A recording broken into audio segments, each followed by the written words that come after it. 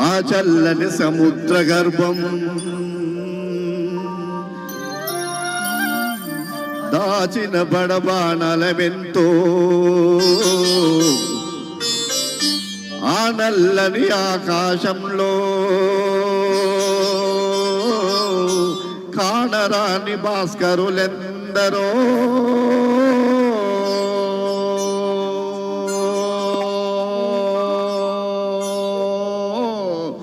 ఆ చల్లని సముద్ర గర్భం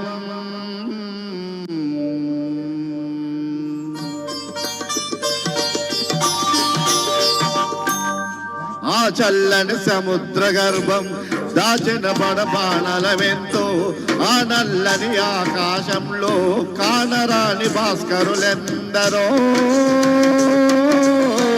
ఆ చల్లని సముద్ర గర్భం దాచిన బడబాణలమెంతో ఆ నల్లని ఆకాశంలో కానరాని భాస్కరులెందరో ఆ చల్లని సముద్ర గర్భం దాచిన బడబాణలమెంతో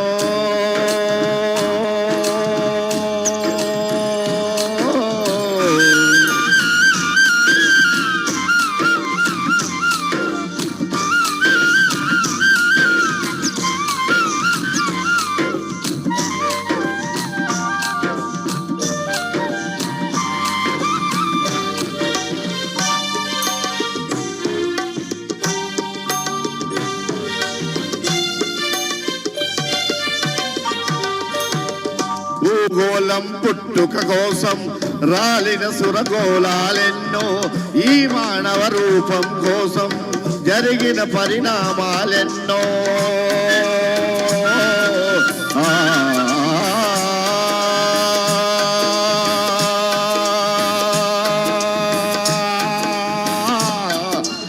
భూగోళం పుట్టుక కోసం రాలిన సురగోళాలెన్నో ఈ మానవ రూపం కోసం జరిగిన పరిణామాలెన్నో ఒక రాజుని గెలిపించుటకై ఒరిగిన నరకంటాలెన్నో ఒక రాజుని గెలిపించుటకై ఒరిగిన నరకంటాలెన్నో కులమతాల సుడిగుండాలకు బలి అయిన పవిత్రులెందరో కులమతాల సుడిగుండాలకు బలి అయిన పవిత్రులెందరో ఆ చల్లని సముద్ర గర్భం దాచిన బడబాణలమెంతో ఆ నల్లని ఆకాశంలో కానరాని భాస్కరులెందరో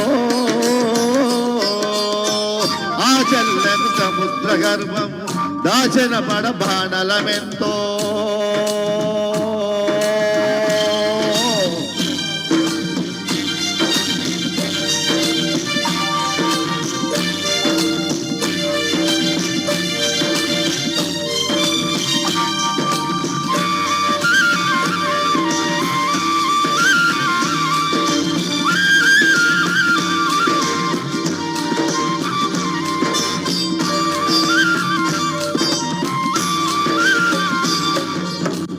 అన్నార్థులు అనాథలుండని ఆనవయుగం అదెంత దూరం కరువంటూ కాటకమంటూ కనిపించని కాలాలెప్పుడో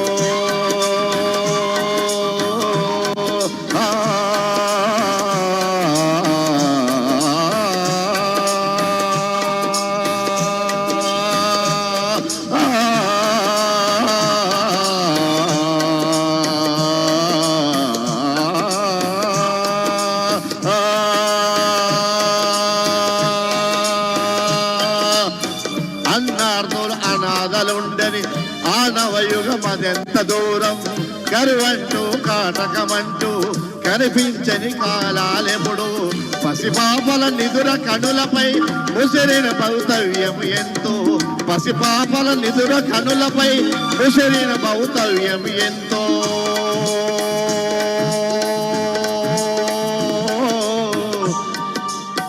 గాయపడిన కవి గుండెలలో రాయబడని కావ్యాలెన్నో గాయపడిన కవి గుండెలలో రాయబడని కావ్యాలెన్నో ఆ చల్లని సముద్ర గర్భం దాచిన బడబాణలమెంతో ఆ నల్లని ఆకాశంలో కానరాని భాస్కరులెందరో చల్లని సముద్ర గర్భం దాచిన పడవానలమెంతో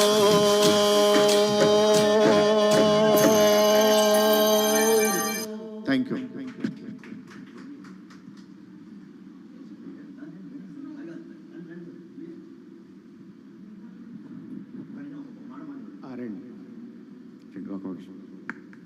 నేను అంటే మామూలుగా మధ్యలో రాను, ఒక నిమిషం తీసుకుంటున్నాను, ఓన్లీ 1 minute. లాస్ట్ టైం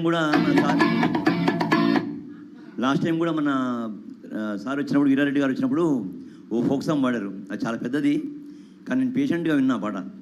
ఎందుకంటే దానిలో ఎన్ని విషయాలు అంటే ఆయన సాహిత్యం మీద దృష్టి పెడతారు.